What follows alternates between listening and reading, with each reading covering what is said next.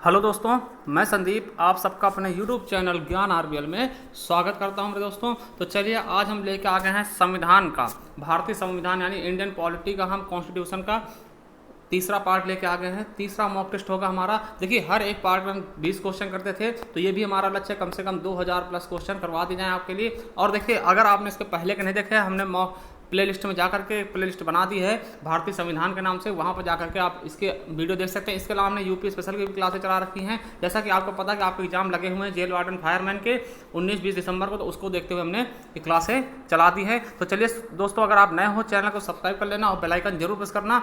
तो चलिए शुरू करते हैं पहला क्वेश्चन। देखिए पहला क्वेश्चन आपके उत्तर प्रदेश पुलिस में पूछा गया क्वेश्चन है, माल और सेवाएं कर पर संसदीय संशोधन बिल को किस राज्य ने सर्वप्रथम अनुमोदित किया था दोस्तों? तो देखिए माल एवं जो सेवाएं कर है इसको हम क्या बोलते हैं? जीएसटी। ठीक, जीएसटी है ना, गुड्स सर्विस टैक्स है ना। तो ये चीजें याद रखेंगे। तो सबसे पहले किसने किया इसके बारे में थोड़ा हम चर्चा करेंगे, क्योंकि यहाँ से क्वेश्चन कई बार पूछाते, हमेशा पूछाते थे। ठीक, तो देखिए ये जो है सबसे पहले किस राज्य ने अनुमोदित किया था? उत्तर प्रदेश, जम्मू कश्मीर, असम या फिर बिहार। तो सबसे पहले इसको किसने किया था? तो असम ने किया था दोस्तों, याद रखेंगे असम ने। ठीक, और देखिए ये लागू कब हुआ, हम हर एक चीज पहलू के बारे में बात करेंगे। तो कब से लागू हुआ था? तो 1 जुलाई 2017 से। कब? 1 जुलाई 2017 से दोस्तों ये लागू हुआ। तो इसीलिए 1 जुलाई को हम जीएसटी दिवस के रूप में मनाते हैं। तो 1 जुलाई 2017 को यह लागू हुआ था मेरे दोस्तों। अब देखिए बात यहाँ पे आती है कि सबसे पहले किस देश ने जीएसटी अपनाई थी, तो उसके बारे में बात करेंगे कि सबसे पहले किस देश ने जीएसटी अपनाई थी और कहाँ पे सबसे पहले लागू हुआ था दोस्तों। तो देखिए सबसे पहले जीएसटी कहाँ अपनाई गई थी? तो फ्रांस में अपनाई गई 1954 में। कहाँ पर?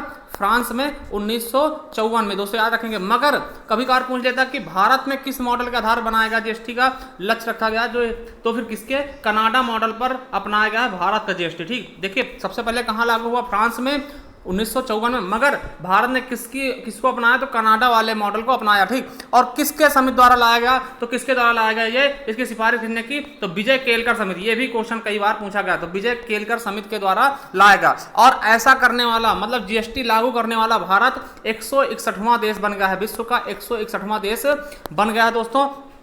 अब देखिए बात आपके दिमाग में छप गई होगी कि भैया इसे किस संशोधन बिल द्वारा लाया गया? तो किस संशोधन बिल द्वारा लाया गया दोस्तों? तो 122वां संविधान संशोधन बिल द्वारा इसे लाया गया। ठीक, 122वां संविधान संशोधन बिल द्वारा लाया गया। देखिए बिल और संशोधन में अंतर क्या होता है? देखिए बिल क्या होते हैं, कभी पास होते हैं कभी पास नहीं होते, क्योंकि उससे अगर लोकसभा, राज्यसभा या फिर राष्ट्रपति से मंजूरी नहीं मिलती तो वो वहीं पे खत्म हो जाते हैं। तो 122वें संशोधन बिल द्वारा लाया गया और 101वें संशोधन में इसे रखा गया। ठीक, तो 101वें संविधान संशोधन में इसे रखा गया दोस्तों। तो 101वें संशोधन में रखा गया। क्वेश्चन दोनों पूछे जाएंगे कि किस बिल द्वारा लाया गया? 122वां। और किस में रखा गया? तो 101वें में। अब देखिए जब इन्हें रखा गया संविधान में किसी ना किसी जगह जोड़ा गया होगा, तो किस आर्टिकल में जोड़ा गया, किस अनुच्छेद में जोड़ा गया दोस्तों? तो किस आर्टिकल में जोड़ा गया? तो आर्टिकल 246A में। किस में दोस्तों? 246A में। चलिए, और एक क्वेश्चन पिछली बार भी देखने को मिला था कि इसका जो है राष्ट्रपति ने कब मंजूरी दी थी? तो राष्ट्रपति ने इसे कब मंजूरी दी, कब हस्ताक्षर किए?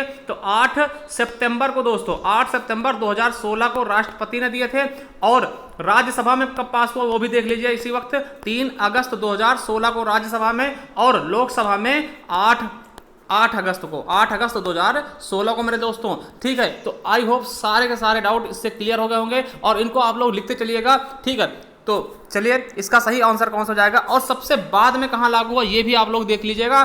कहां पर? जम्मू कश्मीर में, क्योंकि ये पूछ लिया था जम्मू कश्मीर में कब लागू हुआ? तो 5 जुलाई को। देखिए 1 जुलाई को पूरे भारत में लागू हुआ था, मगर उस समय जम्मू कश्मीर एक अभिन्न अंग था। ठीक, तो वहां पर क्या गया था? तो 5 जुलाई को जम्मू कश्मीर में लागू हुआ था। ठीक, जैसे कि आपको पता होगा कितने जीएसटी हैं? तो एसजीएसटी, सीजीएसटी, आईजीएसटी और एक अन्य जीएसटी होती है यूटी जीएसटी, जो यूनियन टेरिटरी के लिए लगती है, जैसे दिल्ली हो गया, पुदुचेरी हो गया। तो इस तरीके से जो 8 हमारी इंडियन टेरिटरी है उनके लिए यूटी जीएसटी होती है, वहां पर स्टेट जीएसटी नहीं होती दोस्तों। चलिए अगला क्वेश्चन है, नेक्स्ट क्वेश्चन क्या कहता है? दूसरा क्वेश्चन है, सर्वप्रथम किस देश ने महिलाओं को मतदान की अनुमति दी थी? तो किसने प्रदान की थी? 2018 पुलिस में पूछा गया क्वेश्चन था। देखिए उस समय चर्चा में था कि सऊदी अरब ने महिलाओं को वोट डालने का अधिकार दिया, तो लोगों ने इसी को टिक कर दिया था दोस्तों। मगर यह क्वेश्चन बिल्कुल गलत हो गया था। क्यों? क्योंकि यहां पर हाल ही में नहीं पूछा गया था क्या पूछा गया था, सबसे पहले किसने दिया था, तो न्यूजीलैंड ने सबसे पहले महिलाओं को वोट डालने का अधिकार दिया था। कब, 1993 के आसपास। ठीक, यह चीज आपके लिए बहुत इंपॉर्टेंट है। तो न्यूजीलैंड में सबसे पहले महिलाओं को वोट देने का, मतदान करने का अधिकार दिया गया था। और हाल ही में किसको दिया गया, तो सऊदी अरब ने। चलिए अगला क्वेश्चन देखते हैं। भारतीय संविधान के भाग 4 में विवरण प्रस्तुत किया। ये भी आपके यूपी पुलिस का क्वेश्चन है 2018 का। ठीक, तो किसमें है भाग 4 में, आपको पता होगा। जब भाग 4 की याद आती है आपको, तो 36 से 51 याद रखना, 36 से 51 जरूर याद रखना दोस्तों। क्यों, क्योंकि इसी में क्या है आपका नीति निदेशक तत्व दोस्तों। क्या है, नीति निदेशक तत्व दोस्तों। और ये आयरलैंड से लिया गया। ये भी क्वेश्चन बहुत बार पूछने को मिलता है, देखने को मिल जाएगा आपको। तो नीति निदेशक तत्व कहां से लिया गया, आयरलैंड से। ठीक, ये राज्य को बेहतर बनाने के लिए दिए गए हैं। ठीक, चलिए अगला क्वेश्चन है आपके लिए। मानवाधिकार की सार्वभौमिक घोषणा के अनुच्छेद 4 में विवरण प्रस्तुत है। देखिए आप अगर पुलिस या फिर एसआई की तैयारी कर रहे हैं किसी फोर्स लाइन के, तो आपको मानवाधिकार आयोग पढ़ना पड़ेगा। और इसका जो आपको चाहिए वीडियो, पूरा संपूर्ण वीडियो हमने, आप जाओगे हमारे प्ले लिस्ट पे, तो मूल विधि वाले फोल्डर में चले आना, प्ले लिस्ट में चले आना, वहां पे आपको मानवाधिकार के बारे में मिल जाएगा। हर एक आर्टिकल हमने पढ़ा है इसके। तो किसके द्वारा पढ़ाया गया है, 4। तो आर्टिकल 4 में क्या है, अनुच्छेद 4 में क्या है, तो देखिए गुलामी स्वतंत्रता, शिक्षा का अधिकार, निजी संपत्ति का अधिकार, विवाह एवं परिवार का अधिकार। तो कौन सा दोस्तों, गुलामी से स्वतंत्रता का अधिकार। ये आपके पुलिस का क्वेश्चन है, यूपी पुलिस का क्वेश्चन है। चलिए अगला है, निम्नलिखित में से किसकी नियुक्ति राष्ट्रपति द्वारा नहीं की जाती दोस्तों। तो किसकी नियुक्ति राष्ट्रपति द्वारा नहीं की जाती, ये भी आपके यूपी पुलिस क्वेश्चन है। राज्यपाल, उच्चतम न्यायालय के न्यायाधीश, महान न्यायवादी या फिर महाधिवक्ता दोस्तों। तो हम आपको बता दें, देखिए ये क्या होते हैं, ये तो केंद्र लेवल से होते हैं, मगर ये राज्य में होता है, तो इसलिए इसकी नियुक्ति कौन करेगा, तो राज्य वाले की राज्यपाल करेगा दोस्तों। कौन करेगा, राज्यपाल। तो आपको पता चलेगा होगा कि जो महाधिवक्ता होता है उसकी नियुक्ति कौन करता है, राज्यपाल, आर्टिकल 165 के अनुसार। ठीक, 165 के अनुसार। तो महाधिवक्ता की नियुक्ति कौन करेगा, राज्यपाल करेगा, ना कि राष्ट्रपति। देखिए राज्यपाल की नियुक्ति कौन करता है, तो राष्ट्रपति करता है। इसके प्रसाद पर्यंत ही इसका कार्यकाल होता है दोस्तों। ठीक, उच्चतम न्यायालय के न्यायाधीश की नियुक्ति कौन करता है, वो भी आपका राष्ट्रपति करता है। ठीक, और न्यायाधीश कौन है इस समय, तो आपको पता होगा अरविंद बोबडे जी। ठीक, और महान्यायवादी कौन है, के वेणुगोपाल। ठीक, और राज्यपाल आपके कौन है, आनंदीबेन पटेल है अपने यहाँ उत्तर प्रदेश से। ठीक दोस्तों, अब आपके जिले में, आपके स्टेट में कौन है, वो आप हमें कमेंट बॉक्स में कमेंट करके बताना कि आपके यहाँ के राज्यपाल कौन है दोस्तों। चलिए अगला क्वेश्चन देखते हैं। भारत के संविधान की, फिर स्पेस है, भारतीय गणराज्य की आधिकारिक भाषाओं की सूची प्रदान की है। देखिए ये क्वेश्चन पलट दिया गया। ऐसे आपसे सरल से पूछता कि किसमें भाषाओं का उल्लेख है, तो आप तुरंत बता देते कि 8वीं अनुसूची में भैया 22 भाषाएं दी गई। मगर इसमें क्वेश्चन को घुमा दिया गया कि भारत के संविधान की भारतीय गणराज्य की आधिकारिक भाषाओं की सूची प्रदान की गई। तो देखिए क्वेश्चन को समझना आपको बारीकी से। तो किसमें है दोस्तों, 11वीं, 4वीं और किसमें है, तो आपको पता होगा 8वीं अनुसूची में कितनी भाषाओं का उल्लेख है, 22 भाषाओं की। कितनी, 22 भाषाओं का उल्लेख है। और एक चीज और याद रखेंगे, इस भाषाओं में ना ही आपकी राजस्थानी शामिल है और ना ही अंग्रेजी शामिल है। ठीक, अंग्रेजी भी शामिल नहीं है दोस्तों इन 22 भाषाओं में, तो याद रखेंगे, ना ही भोजपुरी शामिल है। चलिए अगला क्वेश्चन देखते हैं। भारत के संविधान के अनुच्छेद 24 के तहत कितने वर्ष के कम आयु के बच्चे को कारखाने में काम करने के लिए नियोजित नहीं किया जा सकता। यूपी पुलिस 2018 क्वेश्चन है। देखिए कम से कम कितने वर्ष के बच्चे को आप कारखाने वाले जोखिम इलाके में नियुक्त नहीं कर सकते, तो कम से कम 14 वर्ष के। देखिए अगर 14 वर्ष से कम का बच्चा, उसे आप किसी भी कारखाने में नियुक्ति नहीं दे सकते दोस्तों। ये आपके आर्टिकल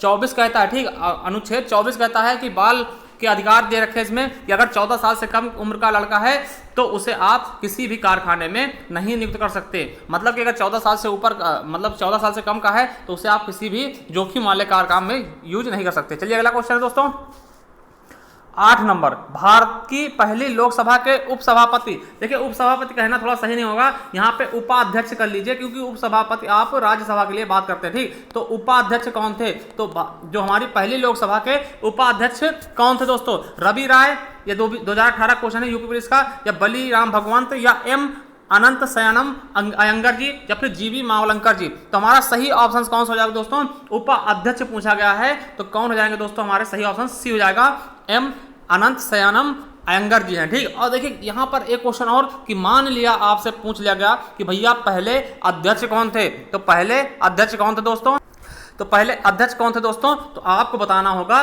जीवी मावलंकर। कौन हो जाएंगे, पहले अध्यक्ष कौन है, तो जीवी मावलंकर, और उपाध्यक्ष कौन हो जाएंगे, तो हमारा सी ऑप्शन बिल्कुल और बिल्कुल राइट हो जाएगा दोस्तों। अगला क्वेश्चन देखते हैं दोस्तों। अगला क्वेश्चन कहता है कि भारत के संविधान का अनुच्छेद 66 संबंधित है, किससे संबंधित है? अनुच्छेद 66, ये भी आपके यूपी पुलिस का क्वेश्चन है 2018 का। संसद से, उपराष्ट्रपति के चुनाव से, संसद में सदनों की अवधि से, या भारत के अटॉर्नी जनरल से मेरे दोस्तों। तो किससे संबंधित है आपको पता होना चाहिए, किससे है? तो उपराष्ट्रपति के चुनाव से अनुच्छेद 66 संबंधित है दोस्तों। तो चलिए अगला क्वेश्चन देखते हैं। 10वां नंबर क्या कहता है, देखिए, मानवाधिकार कार्यकर्ता कृति भारती किस सामाजिक बुराई के विरुद्ध लड़ाई में शामिल हैं? किस शामिल हैं? तो दोस्तों किसके शामिल हैं ये आपको बताना है। महिलाओं पर तेजाब हमले, देखिए यूपी पुलिस 2018 क्वेश्चन है, या फिर बाल और बंधुआश्रम, या फिर बाल विवाह, या सर पर मैला ढोने। तो किससे संबंधित हैं? तो बाल विवाह से। चलिए अगला क्वेश्चन है, क्या कहते हैं? अगला क्वेश्चन है आपका, राज्य के नीति सिद्धांत संविधान में अध्याय के निहित है। देखिए आपका यूपी पुलिस का क्वेश्चन है, यूपीएसआई का, सॉरी। देखिए आपको लगता होगा कि ऐसे सरल क्वेश्चन नहीं पूछे जाएंगे, मगर पूछे जाते हैं यूपीएसआई का क्वेश्चन है। देखिए यहाँ पर थोड़ा सा हमने मिस्टेक कर दी है, टाइपिंग करने में कभी कभार मिस्टेक हो जाती, तो इसको आप लोग क्या कर लेना, 36 से 51 हमने भी तुरंत बताया है, आगे क्वेश्चन किए भी थे। तो कौन सा हमारा हो जाएगा, इसी को आप 36 कर लेंगे तो हमारा पहला ऑप्शन सही हो जाएगा। 36 से 51 कहाँ से लिए गए हैं? तो आयरलैंड से दोस्तों ये लिए गए हैं, ठीक, आयरलैंड से लिए गए हैं। ये कल्याणकारी राज्य की स्थापना के लिए होते हैं दोस्तों, ठीक है। मगर इन पे आप ये बाध्य योग्य नहीं होते हैं कि जबरदस्ती आप पे थोपा जाए या फिर जबरदस्ती आप इन्हें करवाओ, ठीक। चलिए अगला क्वेश्चन देखते हैं दोस्तों। भारतीय संविधान के अनुच्छेद 80A के अनुसार राज्यसभा की संरचना में निहित है। तो आपको बताना है कौन सा ऑप्शन इसमें सही हो जाएगा मेरे दोस्तों। तो देखिए पहला है कि राष्ट्रपति द्वारा 12 मनोनीत सदस्य होते हैं, तो बिल्कुल सही है। राष्ट्रपति द्वारा मनोनीत सदस्य कितने होते हैं? 12 मनोनीत सदस्य होते हैं। वो 80A के तहत आपको पता होगा कि राज्यसभा में कला साहित्य के क्षेत्र में किसने 12 सदस्यों को मनोनीत करता है? कौन करता है? राष्ट्रपति। तो पहला ऑप्शन बिल्कुल राइट हो जाएगा दोस्तों। अगला है राज्य व केंद्र शासित प्रदेशों के अधिकतम 248 प्रतिनिधि।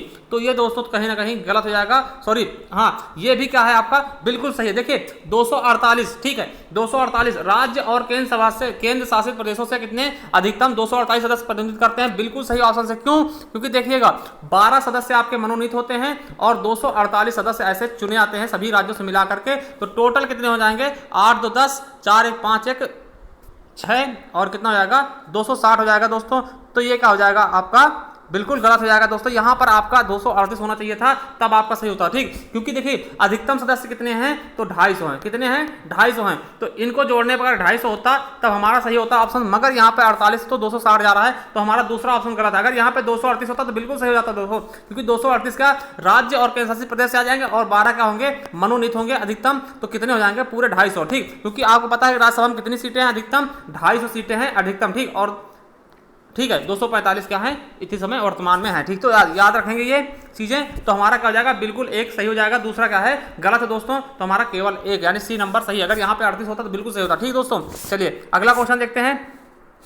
सदन के अधिकार और विशेषाधिकार उसकी समितियों और सदस्यों की अभिरक्षा का, देखिए ये आपके यूपीएसआई 2017 क्वेश्चन है। तो कौन सा है? राष्ट्रपति, प्रधानमंत्री, पीठासीन अधिकारी या फिर अध्यक्ष। तो हमारा सही ऑप्शन क्या हो जाएगा दोस्तों? तीसरा हो जाएगा पीठासीन अधिकारी। इस प्रकार क्वेश्चन आपके एसआई में पूछे गए। चलिए अगला क्वेश्चन देखते हैं। ये भी आपके यूपीएसआई का क्वेश्चन है, ठीक। राष्ट्रपति को अध्यादेश जारी करने का शक्ति प्राप्त है। तो राष्ट्रपति किस आर्टिकल के तहत अध्यादेश जारी करेगा दोस्तों?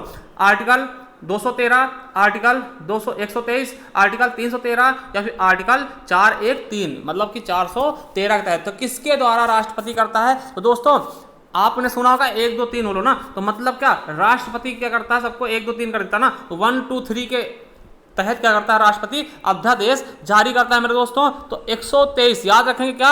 123 के तहत राष्ट्रपति अध्यादेश जारी करता है। और देखिए यहीं पर एक क्वेश्चन आपसे और पूछ लेते हैं कि राज्यपाल भी अध्यादेश जारी करता है, वो किसके तहत करेगा?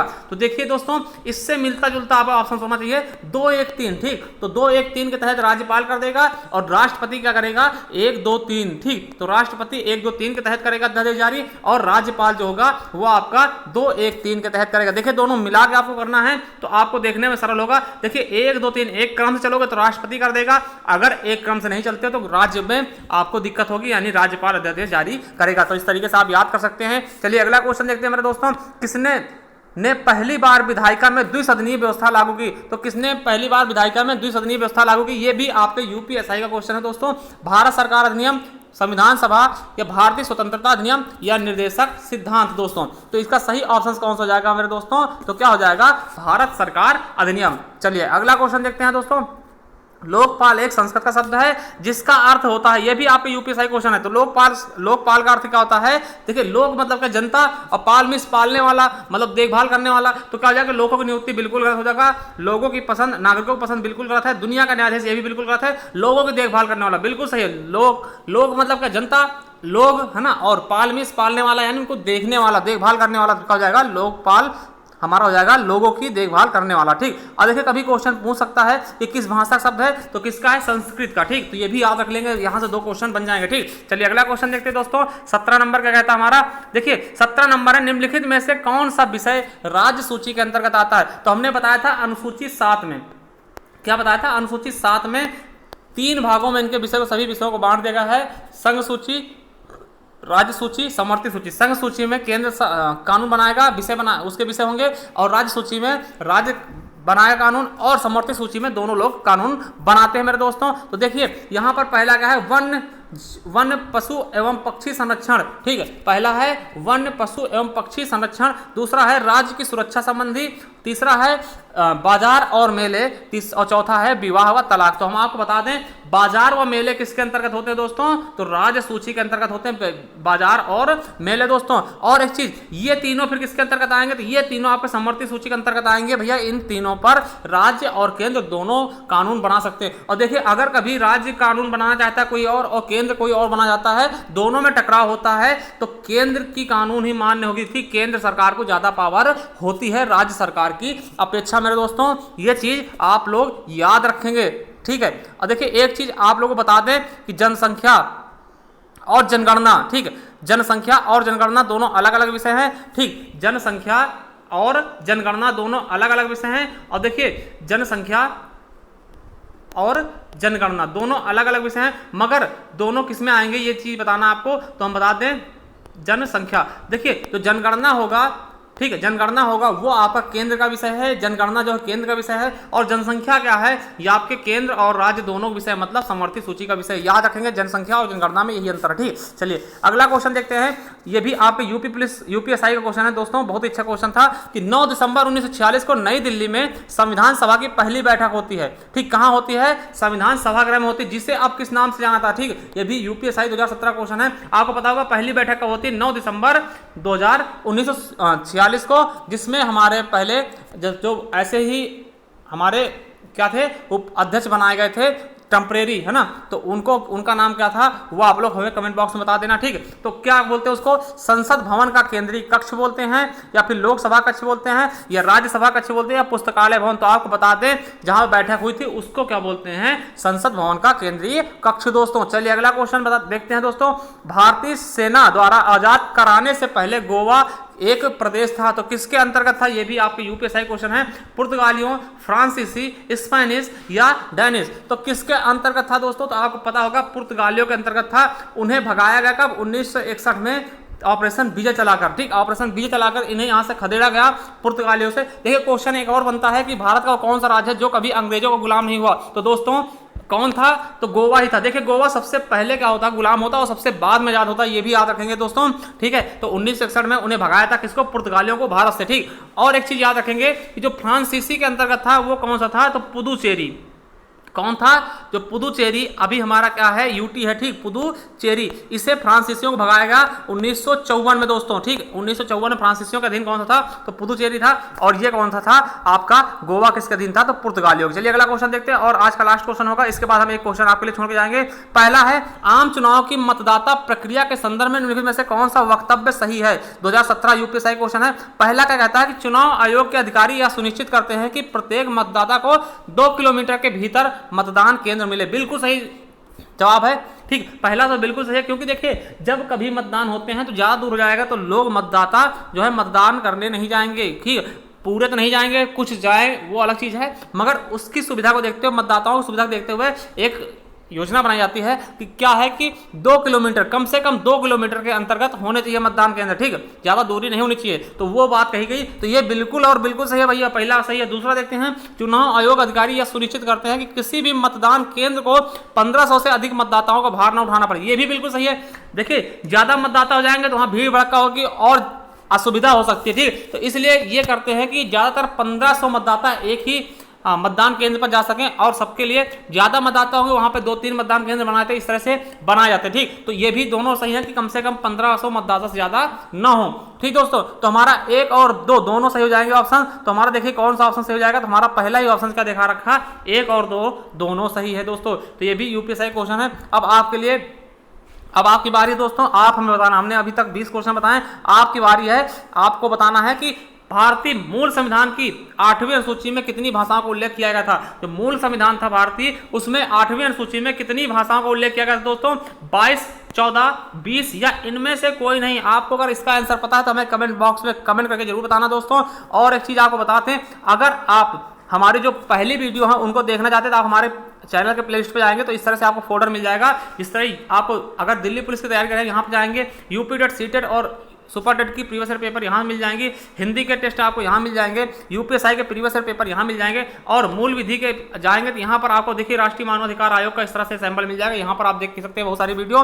इसके अलावा हमने संपूर्ण हिंदी चलाई है यूपीएससी लेवल की, तो यहाँ पर जाकर के आप वो भी देख सकते हैं। और इसके अलावा यूपी जीके, यूपी स्पेशल हमने क्लास चलाई है, ठीक। हमारा लक्ष्य है कम से कम 2000 क्वेश्चन आपके लिए करवाया जाए, तो इसके लिए आपको उत्तर प्रदेश स्पेशल नाम से एक फोल्डर मिलेगा, वहां पर जाकर के ये देख सकते हैं। और संविधान की भी हमने बना दी है। तो चलिए दोस्तों, अगर वीडियो अच्छी लगे तो हमें लाइक जरूर करना, ठीक, और कमेंट करके जाना, ठीक है, इसका आंसर कमेंट करके जाना और ये बताना कि क्लास कैसी लगी आपको। थैंक यू, धन्यवाद।